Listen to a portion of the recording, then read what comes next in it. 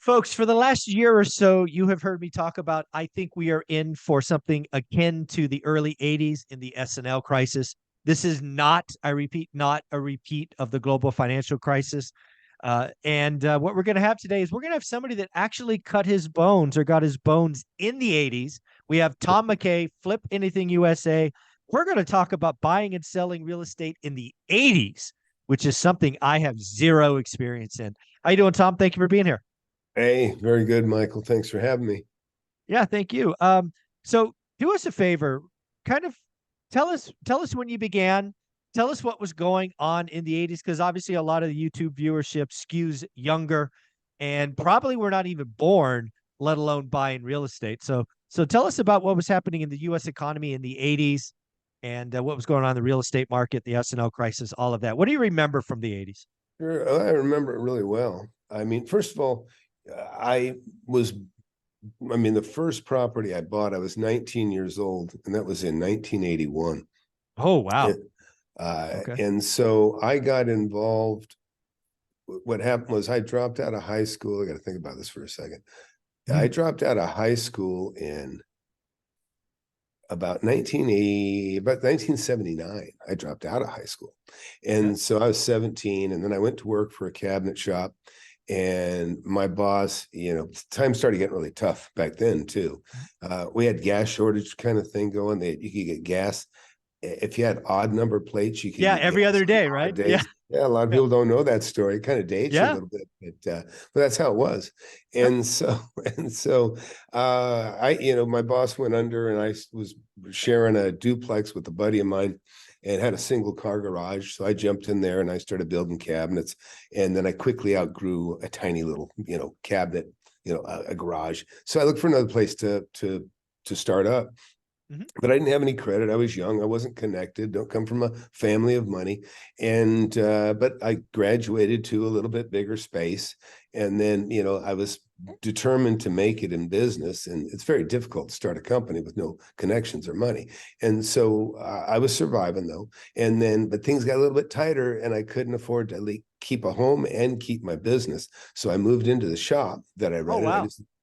I lived in one of the offices, and then the Wow. landlord got wind that I was living in the office, and he says, "Hey, Tom, man, I really like you." He goes, "But I'm afraid this place is going to catch on fire, and you're going to get killed, and I'm going to get sued." Right. So he said, "Could you please find another place?" So I started looking for another place to rent, and Bob Dennis, realtor with Coldwell Banker. I found him, and me and him started touring properties, looking. And so he pulls up to this, nice building. And it actually happened to be the building that I had previously worked in. My Mm. boss had actually gone to the point that he lost it. They Oh, foreclosed and took it away. And so I go, "Wow, yeah." He says, "What about this?" I go, "Wow, it's too big." He says, "Well, how'd you like to buy it?" And I go, "I'm like, look at me." what I go, are "I you got hair talking down to buying? here." Yeah. I Yeah. go, I'm worried about how I'm going to cover the rent. Yeah. And he says, "Well, maybe we can figure something out." He goes, "They're probably open to owner financing." And I'm like, I'd heard a little bit about that before, but, I said, "Well, let's talk about that." And so this building was 5,900 square feet, 3,500 square foot of metal building. Front was 2,400 square foot of stucco. And this is back when interest rates were coming down from 16%. Mhm. It was very expensive. And so I was oblivious to all that. I just didn't know it because I was new to me. And so we get to talking, and I says, "Well, let's make an offer I can afford." I said, "I can raise 10 grand in 6 months if I can take occupancy in the building for the Mm. next 6 months." And then I thought of ways to motivate him. There was graffiti on the outside. There was a broken window. And I said, "Look, I'll take care of the building. I'll make sure there's no more graffiti. I'll keep it safe, but we'll do a 6 month escrow owner, for me to have access to it." And to my surprise, they accepted. And Mm. so basically I took occupancy with $500, and I moved in. And now it's still a struggle because now I had I paid $110,000 for that building. And well, this is what was really cool, and this is what really lit a fire under me. Is I got it, I closed it, I was super excited. I mean, I remember this day going in, and just going, yeah, it's mine, and but now I had a payment. Yeah. Now I have payment, and so I went up to the front of the building, and I'm wiggling the sign, and I'm pulling the sign up out at the front of the building, Yeah. and this guy pulls up and he says he thought I was putting the building. He thought I was putting this Yeah. in. In the yeah. And he says, hey, he goes, how much do they want for this thing? I said, it's not for sale. I said, I just bought it. And he says, really? He goes, what'd you pay for it? I said, I paid 110,000. And he goes, 110,000. He goes, I'll give you $20,000 more than you just paid for it. And I'm like, wow, now I was starting a cabinet shop, or I was actually well into my cabinet business now. And that was all I dreamed about, was having a cabinet business at the time, but it stuck. I go, yeah, it just reassured me that I made a great decision. And so that stuck. And then I just kept looking for more property after that. But the other thing was, the big thing was I became aware that I could buy a property without credit, owner financing, credit checks. And then I learned when business got tough, I was late on my payments. It didn't show on my record, didn't hurt my credit because it was hidden. And so then I just really doubled down. And I would say in a very small area, I bought a building 2 or 3 doors down from me. First of all, I'll tell you what, I still didn't have money. I was struggling in business. So I took a partner, and I would find a deal, and I'd say, hey, and we're talking buying stuff anywhere from 20, maybe 35 to 70,000. And so I started finding some little deals, and we'd buy it and then sell it and then buy it. And then one of them, he said, I want to keep it. I said, well, there's 15 grand here. Give me 7,500. And, and I took him. And then pretty soon I had about 30, 40 grand just off that dealing that I did with him. And then I found an FHA loan, found an FHA property, and a really good deal. It was like, I don't know, 34,000. I could sell it for maybe 56 or something. But the beautiful thing about FHA loans at that time, now we're about 1983. Okay, because I want to keep you in the 80s here. Yeah. And so this is probably, and I couldn't even tell you these in exact order, but and I find out, well, the FHA loan, all FHA loans at that time that were made, say in the 70s and 80s, they were assumable. There was no alienation clause. So I said, hey, I can buy this without my partner. Yeah. So I bought that one, and then I flipped that. And then I graduated to, I found another real nice building. I found a building, again, all these are a rock's throw from each other, I mean, like a rock's throw, literally. And I found a hardware store kind of suddenly disappeared, and nobody could find them. They were going under. Well, I found them living in a trailer way out in the outskirts in the desert, and hit them up, made a deal to buy it. Hit the people that were owner financing it for them. They didn't want to carry a note. So I'm like, I got to get the money, but I got the rights to buy it. I figured it was worth 220. I was buying it for about 150. So who has money? Of course, my old employer, right? So I looked at my old employer, John Brooks, really great guy, rest in peace. He died too young, but really, really great guy. And so I said, hey, John, man, come look at this thing. And when John died, by the way, he was probably worth 100 million in real estate. And this is probably 20 years ago when he died. And so I said, John, please come out. So he comes out and he takes a look at the little hardware store, and he said, hey, Tommy, yes, he called me Tommy. He goes, this is a really good deal. And I go, great. I go, man, let's buy it. We'll sell it. We'll make some money. And he goes, but I don't want a part. And I was kind of like, you don't want a part? I go, huh? And he goes, hey, how about I just give you $20,000 and I'll just buy it by myself. Okay. And I'm like, oh, that's a fantastic idea. Yes, let's do it. Yeah, exactly. And so that introduced me to what people call wholesaling now. Yeah. I call it just assignments. It's chapter in my book is assignments. And so signed that to him. And and I just kept rolling. Then I'm in the desert community, and I started looking more and more. So I started buying land, and so I bought 30 acres for I bought 10 acres for 30 grand, sold it for 160. I bought 70 acres for, that was the last deal I did in the 90s, which, and I should have said, because I talked this about my students. So this Yeah. is a book. This is Wow. stuffed with notes that Yeah. that are just where I bought land, Yeah. resold it, and carried back a note. Yeah. And so I want to kind of give you in sequential order here. So then I finally, at 25, I got a real nice house for myself. And I found a house, hard luck story, divorce, which is also something that comes into play for bringing about deals, unfortunately. Sure. And so I got my first house when I was 25. It was in an area where doctors and lawyers live. It's called Somerset, beautiful place. Into the cul-de-sac, kidney-shaped pool, big and beautiful. Well, I bought that. And that was a big milestone, because that was the first time I went to a bank and they actually gave me a loan, and rates had dropped now to like 9.25% for an owner-occupied property, 25% down, no PMI. And so I bought that first property. And again, I got a pretty good deal on it. But I realized it was pretty interesting. I was doing so well, so young, because that's pretty young now. And a buddy of mine had come over to the house, and on the way in, a couple of old guys, 40, that we knew, carpenters, they were Yeah. working down the street. And they said, "Hey, where are you going? You got a job here?" And they go, "No, I'm going to see McKay." And they go, "McKay lives down here." And they go, "Yeah." And the one guy says, "He must be selling drugs." The other one said, Yeah. or he's got to have somebody backing him. But that's how well I was doing at such a young age, that Yeah. people thought those things, Yeah. And so so anyway, I was fired, but I knew I was doing something right. And then from there, I began to, Well, let's stop there but for a minute, because I yeah, think there's a sure, couple of things that I want to kind of hit on, because I see a lot of similarities, like I said in the open, to the 80s and not the global financial crisis, right? sure. So in the 80s, what people don't realize is the economy got really rough, and it was rough for years, right? It wasn't just this sudden, V shape down and V shape up.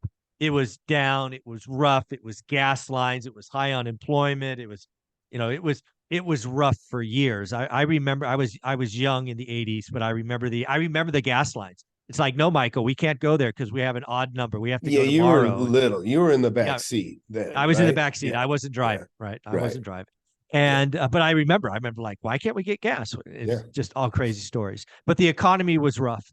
And while today I think the US economy is, at least statistically speaking, okay, it could get bad in a hurry, right? The consumer is stretched, rates are up, the 10 years up again today. So it could get rough.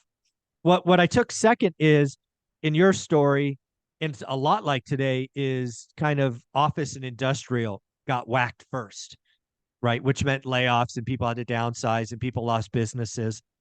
But again, where there's great pain, there's great opportunity. So I think of San Francisco. I wouldn't touch San Francisco with a 10-foot pole, but somebody's going to make $1 billion buying distressed assets in San Francisco eventually. I think there's a lot of pain out there in office, obviously. But we're seeing pain's not spread evenly. There's a lot of pain, and where there's great pain, there's opportunity. What do you think? Yeah, well, that's one thing where I differ from a lot of people. A lot of people are data driven, and I look at data too, not a ton, but I mean, I do look at data. The things that affect me are interest rates, of course. But you can have areas that are devastated. Take, for instance, where I started out there in Lancaster, big aircraft. If Yeah. they had a big cancellation on a contract to build 747, 767s, it was devastating to that area, and because everybody's family, worked there, and that sort of thing. So I'm more of I'm driven by my 20 square miles, because I don't go Sure. far. I buy everything nearby. And so that is probably what I mostly focus on, is what's going Yeah. on around me. And I Sure. was just looking at a report on like property values dropping right now. And so if you look, like I'm in Austin, Texas. Well, Austin, Texas is weathering things really well. And it's because we have a lot of high paid people. I've never seen, I mean, there's so many people here that make anywhere from 150 to 400,000 a year, and that's a regular job around here. Wow. You know, engineer and tech is big money. And so I couldn't relate to making that kind of money when I was self-employed. You know what I mean? As a Yeah. carpenter. So, as far as you know, that comparing it, you want to stake in the 80s here just a little bit, Well, or what do I you want? just want to do it because there's a lot of stuff that you shared with us in your story, right? Going through your time was again where there was great pain. Clearly, the cabinet shop was closing down. You negotiated, sweetheart. You occupied it for 6 months so you can save cash. What I want people to take from that is where there is opportunity, it's not always about price. Sometimes it's terms. And I would argue in an environment where there's motivated sellers, people should focus on terms a lot more than the price. Now, price is obviously important, but I don't think enough people today, Tom, have the creativity and flexibility that you just displayed in 5 minutes, because it is really about how you can structure the terms that are win-win for both parties. Yeah, and it's interesting because you know, it depends. I'm a total price driven guy. Now, Okay. where terms might matter is if it's something I'm going to carry for a long time. So I'll explain. So if I have an asset that I'm going to buy and I intend to hold it for a very long time, the interest rate makes a huge difference because Sure. I'm gonna make it up over the long term. And I'll give you an example. I bought an apartment complex one time. The wife of the sellers, is actually is a newsman in California. I think George Lewis, maybe, I can't remember. Anyways, I know he's a professor, actually was a professor out of UT. And he says, man, Tom, he goes, we'll say, he goes, but my wife has got to hear 400,000. And we're at a time when interest rates were about 7%. And I was in there, you know, at 6, you know, and they were going to own or carry it. And I said, well, okay. I said, well, how about 2%? And I was offering 320. And so I go, how about 2%? And I'll give you 400,000. He said, yeah. He goes, okay, that sounds good. Yeah. So, but if you did the math on that, Yeah. by You the come out time ahead. we got through the loan, I would be paying, I don't know, about the 80,000 more than I'm giving him here now. I'm going to probably save, I don't know, 40,000 over the term of the loan, which wasn't Yeah. that long. And so what ended up happening is I did sell the property at a later date. And when I did sell it, I made the sale, but I did something else. I also, you know, when they're ready to come to the table, go to cash for this deal we made. And I said, well, I tell you what, what if I told you I can finance the rest of this, the balance of this for 2%? And they go, I go, what would that be worth to you? And we decided that'd be worth about 30 grand. So at the table, I let them assume the note, which, you know, and I picked up Yeah. another 30 grand on the sale. So There you go. anyways, but Yeah. so with terms are, like I say, a lot of people talk about creative financing, and what that usually tends to mean 99% of the time, it usually means owner financing from what I've seen. Yeah, And no, absolutely.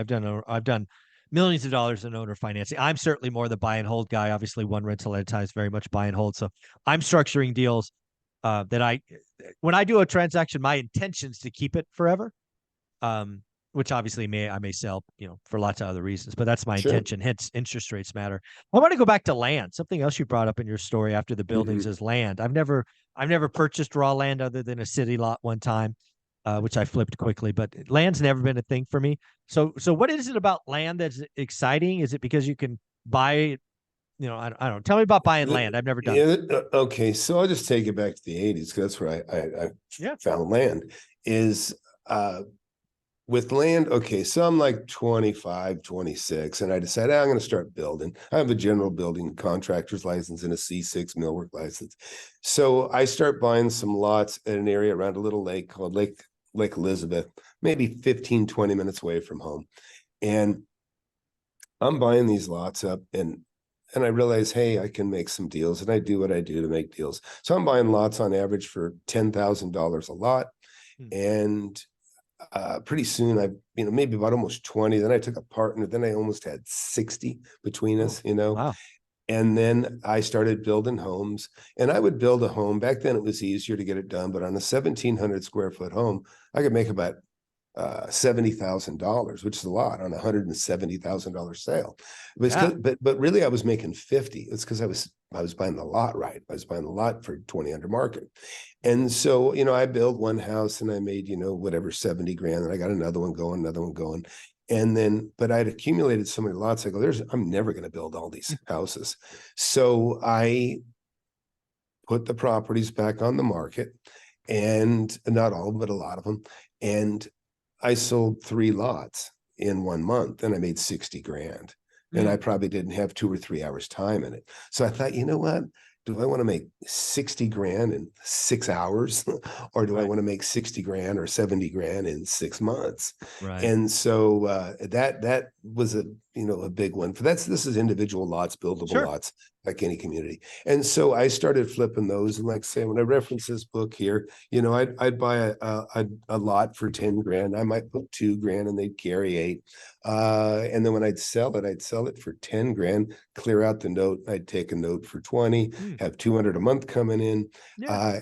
But it's a double-edged sword. I had someone I'd let them assume the first, and I'd carry a note on the second. And so pretty soon I had $10,000 a month coming in. And that was between a big sale where I made, one time I got a property for 140, and 3 weeks later I had it sold for 520. So that's after agents. This is that was the last deal I did in my little book here. And I made that deal in 1989. And I closed it, resold it in 1990. And now I had a note for 295,000. I had $2,495 a month coming in, or $2,450 a month coming in, 10% interest again. And they went belly up about 2 or 3 years later. But I still resold the note and recaptured 200 grand cash. But notes can go bad, and people need to know that if you're in the land game. Values can drop. In fact, you see this little license, or not license plate, this little private property sign. Yep. That was nailed on the fence of 80 acres that I bought. And what's significant, and it's a milestone, it's first property that I lost money on. I paid $320,000 for it. Me and a buddy each put $50,000 in it. And then we paid on it, and then the economy got really bad. And it was really bad in that area. And that's the other thing we should talk about is it can be bad in one area, but not so bad in another. Even, it can be devastated here, but like I was saying earlier, even like where I'm at in Austin, and I'm lucky at the moment anyways, the values here have only dropped about 2.2% from last year. 7-point drop since in the next town over, and they go down a little bit, and the loss gets further and further away when you get from this city, but it's because the city's healthy, so anyways. So when you look at your, I'll call it, what do we call it, 40-year career of real estate investing, 80s, 90s, 42, that's amazing.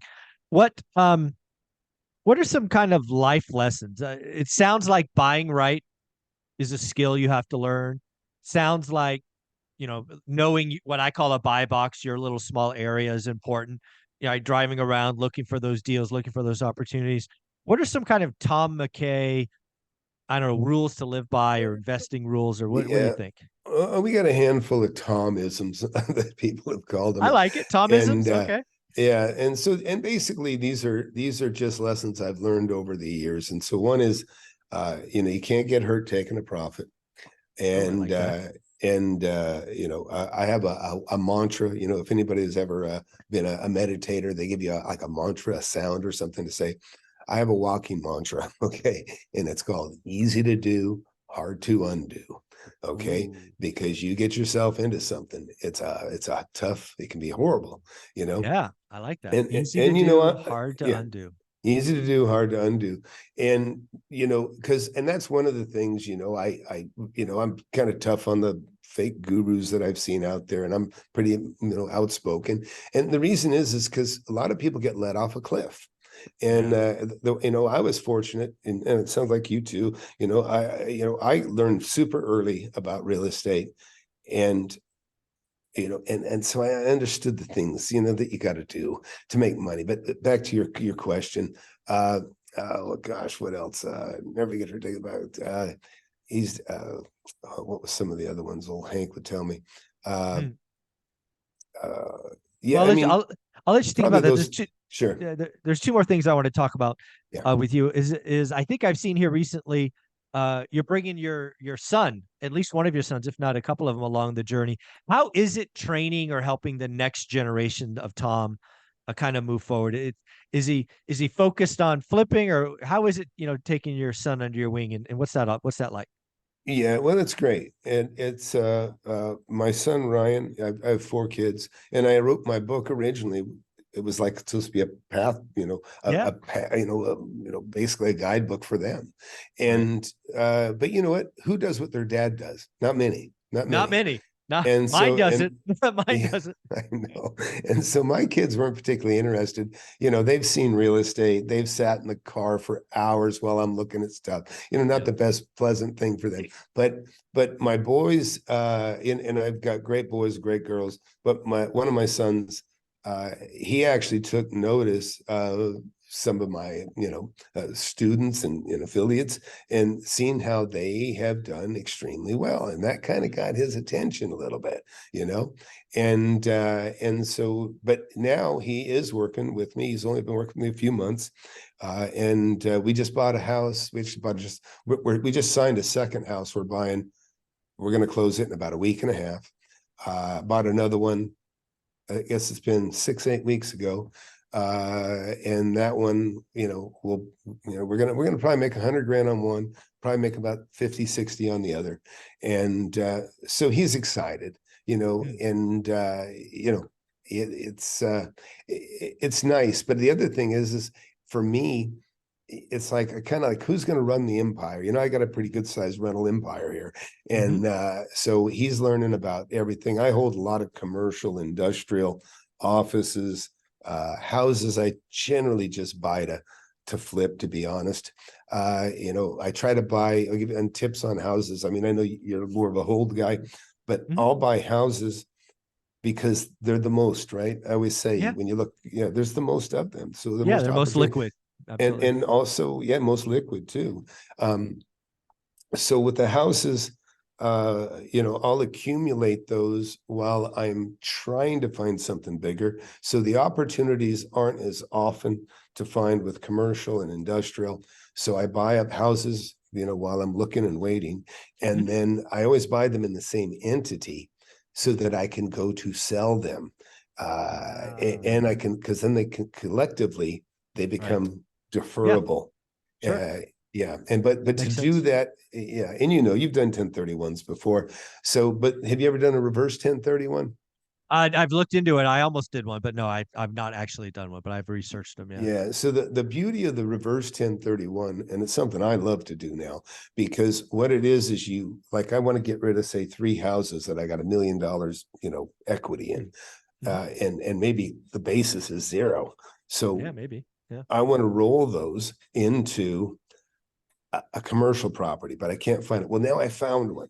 So let's Mm. say I got one not too long ago. It's an industrial property. This last one, I found a property for $1.6 million, and it was a great deal, like Okay. worth 2.1. So I pay cash for that because I can. I pay cash for that, and now an accommodator holds it. So I buy that in the name of Right. the accommodator. Yeah. Now I don't, how the pressure is when you sell a property. You got to identify it in 45 days if Yep. you use that option. Yep. So now the beauty of this is I put all three of these houses on the market. Yep. I immediately identify the property that I already purchased as the one Yep. I'm going to buy. And so that one, all three go up for sale. As soon as one sells, cash goes to the accommodator. Yep. Accommodator hands the cash back to me. Second one, and I'm not under the pressure of trying to fire Yeah. sale it inside of 6 months. I got Right. 6 months. So Yeah. that's another wonderful thing Yeah. about the 1031. But I love yeah. that. Yeah. Reverse 31, folks. Look that up if you haven't seen it. I guess the last thing to talk about with your 40 years experience is, you've been through a lot, right? From gas lines to, rates at 16%, to 2005, then the collapse in '06 and going forward. We're sitting here in 2023. rates are spiking, right? Some would say 8, 9%. When you look out over the next 10 years and, doing this with your son, are you excited for what's coming? Do you look into the future? What do you see, over the horizon? Yeah, well, let me just say one thing about interest rates. Because I started in 10% interest rates, everything that I bought and sold was 10% interest rates. Mm, That was a low coming down from 16. And right. so I didn't know that it was high. I wasn't complaining that it was high. The people that were complaining back then were people that actually had money in the bank because the Mm, banks were paying them less and less and less. yeah. And yeah, so uh, what's really different about it right now is, so I don't have a problem with 10% interest rates or any amount. Now, where it begins to be a problem is if you have an adjustable rate and Yeah. it's going up. Okay. So if you're starting in real estate right now, it really isn't a problem, because even if they're 10% interest today, because, and I tell people, look, if you can make a deal and you're borrowing the money at 10%, if the deal pencils, you're Video golden. pencils. Yeah. You're Yeah. golden. And Yeah. it can only get better. If you think things are going to go down, then great. Then Yeah. it'll just get better. When they go down, it'll go up in value and you'll refi or whatever you want to do. But so yeah, I'm looking forward to it. And I know there's going to be a lot of pain, a lot of grief. Mm-hmm. People are going to lose properties. There's Mm-hmm. I've kind of witnessed what I call the stair step recession. I have a apartment building I bought for 1.2. No, I bought it for 340,000, but it had sold for 1.2, went back to the bank, sold for 750,000, went back to the bank, sold for 550,000, went Oof. back again, and then I picked it up. And this is an 80s era Yeah. stuff, and Yeah. late 80s. And so those things are coming back. I'm already, we talked about this a week or two ago. You're starting to see the guys that put the apartment buildings together. Ooh, Anybody yeah. that puts stuff together with an adjustable rate mortgage and are leveraged, they're in Short-term trouble. bridge debt. Oh, Yeah. not good. Yeah. Yeah. So I don't think the interest rates, I think they're going to go up more, and I don't Okay. think they're going to go down for maybe 3 years, or, Oh, there you go. I think so. I don't, what do you think? Yeah, I think rates are going to normalize in the 6s to 7s. It's kind of where my brain's at. But to your point, I think higher for longer means, run your business like rates are 7, and Yeah. don't bet on 0. I mean, the people Yeah. that built their business on 0 rates, that's not coming back. You're in trouble if that's what your business is built on. Right. Well, my whole deal is I have a high standard, of expecting to make a lot of profit. And so and that's what too many people do. They have a low standard of what a deal is. I want to get 10% off. I want to get 20% is off, a Yeah. little low even. But if you set your standards low, guess what? You're going to find something like that, Yeah. and your money's going to be gone. Yeah. And you don't have any wiggle room to get out. So Yeah. that's what Yeah. I think Yeah. about. Easy to get in, hard to get out. One of your Thomisms from earlier. I actually ranted on my daily financial news this morning. I screamed, don't do good deals. Only do great deals. And now everybody Yeah. has to figure out the difference for them. Oh, But yeah, you you just need that yeah. margin of safety. Yeah. You just reminded my other Thomas, and that is, there is no bad real estate.